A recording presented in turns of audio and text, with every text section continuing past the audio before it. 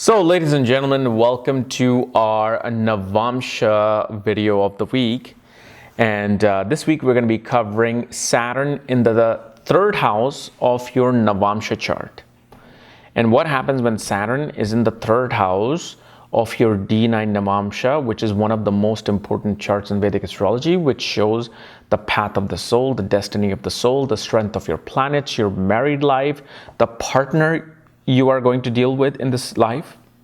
It's the second half of your life. So pretty much overall, it's like the most important chart. I mean, some astrologers in India don't even look at your birth chart. They just go straight to Navamsa. So we are looking at the third house position of Saturn. And as always, if you do not know, if you have this Navamsa with the Saturn, and if you want to know all the other astrological details, including Navamsa positions, check out the links here. Check out my full astrological report, including my books, Astrology, Conjunction Aspects, and Mahadashas at the Speed of Light, including all my consultations at this link, and link to learn astrology through my academy. So, Saturn in the third house. So this is kind of like a scarlet letter. Okay, it's a scarlet letter type situation. As you know, scarlet letter is simply a letter that gives you an approval to have something, but you can't use it. Like for example, I gave you a letter saying you have permission to own this Mercedes Benz. You have the Mercedes Benz, you own it, it's in your driveway, but you just can't drive it. You can sit in it, but it'll always be in front of your home. You can't drive it. That's just kind of like a scarlet letter situation. So this is where, this is what's happening kind of like with Saturn here. Saturn being a malefic planet, not the most malefic, but a malefic planet, clearly shows that one's going to have put in a lot of effort to make the marriage work. Effort will be required to make the marriage work. It's not going to be a smooth sailing. It is going to be limited communication, limited, amount of words being used in the marriage. One will also have restriction of freedom and ego within the marriage. Because remember, third house is your self-defined ego. Like, this is who I am. These are my skills. This is what I provide.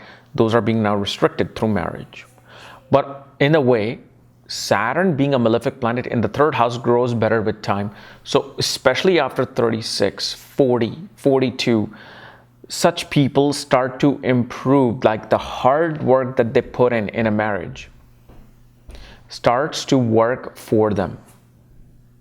And this is why, so if you, let's say, got married late, you got married at 36, 37, you may not have to put such effort into a marriage because you're already grown mature. The person that you're with is probably the similar age as you.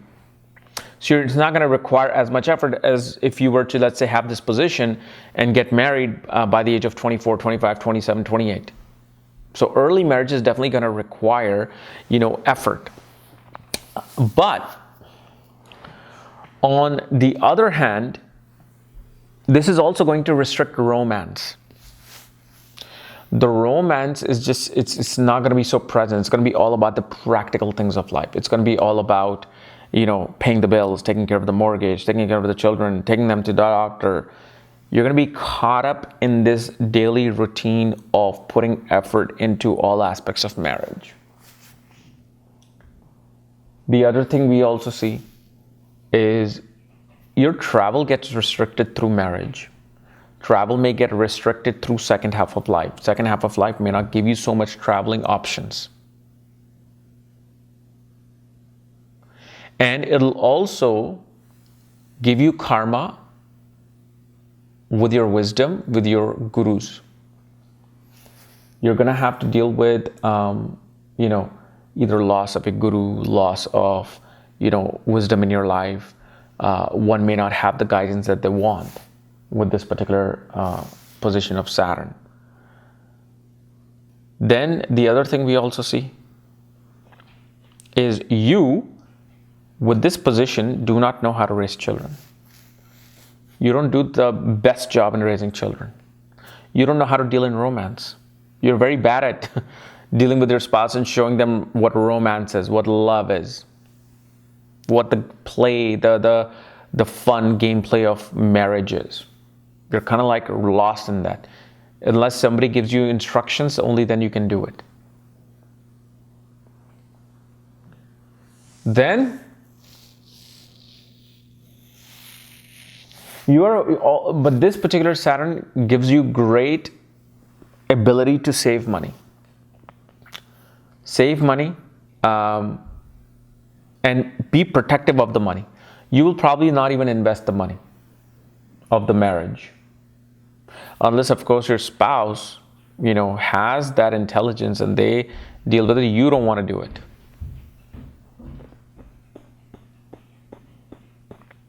Then, you most definitely get the gains you want. You get support of acquaintances, support of elder sibling. You also take a leadership role in a large organization. Either you become a high-ranking manager, general, or you become a CEO. You can become a owner of a business. Because look, I'm just working with one position in the entire scheme of Vedic astrology. So, of course, there's going to be limitations. I mean, it's not going to be the same thing as you are experiencing. Because, obviously everything has to be looked at. What planet is looking in conjunct Saturn, what's happening.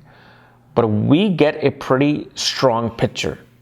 Okay, we get the fact that this room is square and it's blue. Sure, we don't know what paintings are on the wall. What is the furniture like? What is how the television is? What company the television is? What is playing on the television? Who is sitting? We don't know any of these things, but we still get the basic structure of the room. Okay, so this was my analysis of Saturn in the third house for Navamsa chart. If you're new to my channel, subscribe below.